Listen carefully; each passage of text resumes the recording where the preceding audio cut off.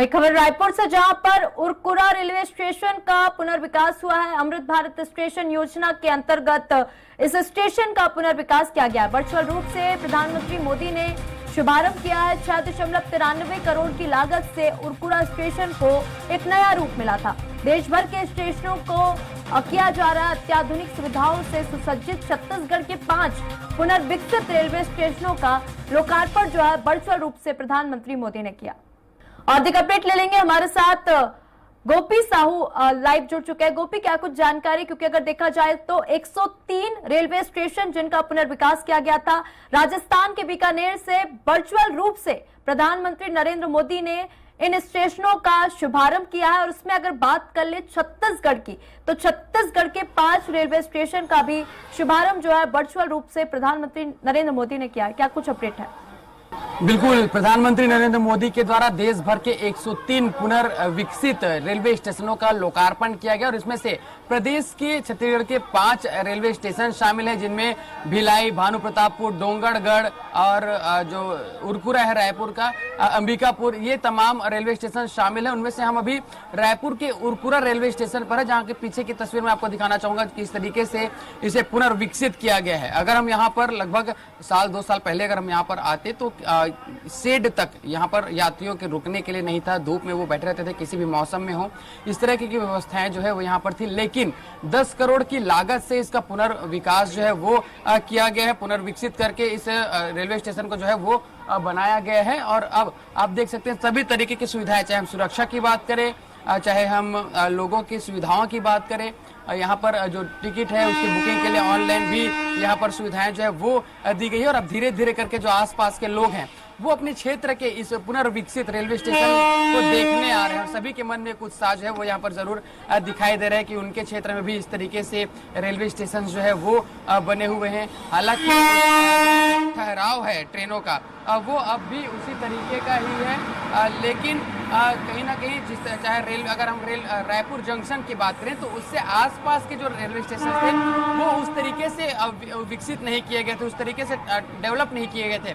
लेकिन अब रायपुर जंक्शन के साथ साथ उरकुरा रेलवे स्टेशन जो है वो भी अब इसमें शामिल है, जो कहीं ना कहीं इस तरीके से तमाम सुविधाओं से जो है वो लेस है। इसके साथ साथ अंबिकापुर में भी मुख्यमंत्री विष्णुदेव साय लोकार्पण के कार्यक्रम में मौजूद रहे और वहां पर भी हाईटेक जो रेलवे स्टेशन है वो बनाया गया है। और ये यहाँ पर हम देखते हैं कि क्योंकि जो लोगों की सुविधाओं के लिए, चाहे सीढ़ी हो, चाहे ऑनलाइन बुकिंग के लिए वो तमाम चीज़ें हैं।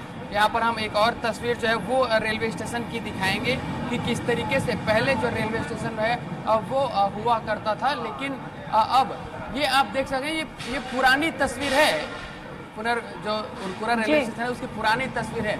वहीं अगर आप नए तस्वीर की बात करेंगे तो आपको ये इस तरीके से दिखाई देगा। तो इससे साफ जाहिर होता है कि किस तरीके से पुनर्विकसित रेलवे स्टेशंस को किए जा रहे हैं ताकि लोगों को इसका फायदा जो है वो जरूर मिल सके। ये आप ATVM यहाँ पर देख सकते हैं कि किस तरीके से यहाँ पर टिकट जो है वो ऑनलाइन तरीके से लोग ले सकते हैं, उसके लिए यहाँ पर मशीनें जो है वो लगाई गई। इसके साथ साथ मैं आपको ये टिकट घर दिखाना चाहूँगा कि ये किस तरीके से डेवलप किया गया है। पूछताछ के लिए अलग काउंटर है, अनारक्षित टिकट और अनारक्षित टिकट काउंटर जो है 1 और 2 अलग अलग टिकट जो है वो बनाए गए हैं, LED स्क्रीन्स है। तो ये तमाम सुविधाएं 103 रेलवे स्टेशन में आज प्रधानमंत्री नरेंद्र मोदी के द्वारा दिए गए हैं। उसमें से छत्तीसगढ़ भी 5 रेलवे स्टेशन इनमें शामिल है।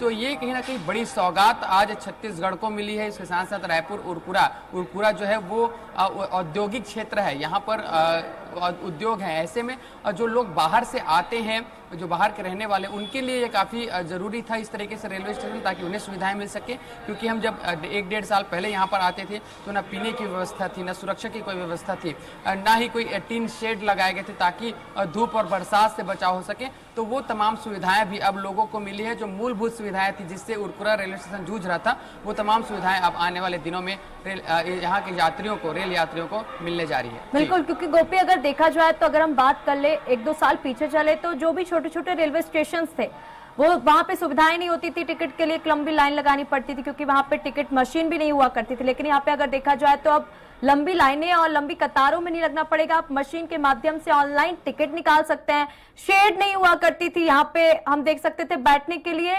व्यवस्थाएं भी नहीं होती थी। तो ऐसे में जो स्टेशनों का पुनर्विकास किया गया वो कहीं ना कहीं जो विकास के जो नए आयाम लिखे जाते हैं वो हम देख सकते हैं, क्योंकि छत्तीसगढ़ में 5 रेलवे स्टेशनों का पुनर्विकास हुआ और मोदी जी ने खुद 5 स्टेशनों को नई सौगात दी है। विकसित छत्तीसगढ़ की हम बात करते हैं और उसमें ये एक कदम है, क्योंकि जब तक जो आम जनता है उन्हें यदि सुविधाएं नहीं मिलेगी तो फिर विकसित भारत और विकसित छत्तीसगढ़ बनाने में हम कहीं ना कहीं दूर हो जाएंगे।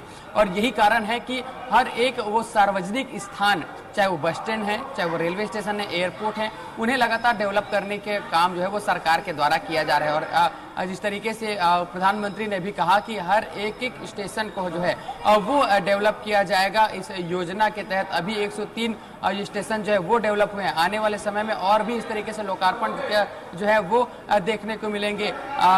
बड़े जो रेलवे स्टेशन की तस्वीरें हैं वो एयरपोर्ट जैसे करने की बातें जो है वो की जा रही है। फिलहाल शुरुआत छोटे स्टेशन से हुई है और आने वाले समय में हमें रायपुर जंक्शन, जो रायपुर रेलवे स्टेशन है, उनकी भी तस्वीरें जो है वो एक एयरपोर्ट की तरह जो है वो दिखने वाली है। तो तैयारियां हैं, कार्य जो है वो भी लगातार किया जा रहा है। फिलहाल शुरुआत छोटे स्टेशनों से हुई है, धीरे धीरे करके सभी रेलवे स्टेशन को विकसित डेवलप करने की बातें जो है वो कही जा रही है और उसमें कहीं ना कहीं काम करते हुए सरकार दिखाई दे रही है। बिल्कुल, अमृत भारत स्टेशन के तहत ये नई सौगात, जहाँ पे 5 स्टेशन जो है छत्तीसगढ़ को नई सौगात दिया है प्रधानमंत्री नरेंद्र मोदी ने। गोपी, बहुत बहुत धन्यवाद तमाम जानकारी देने के लिए।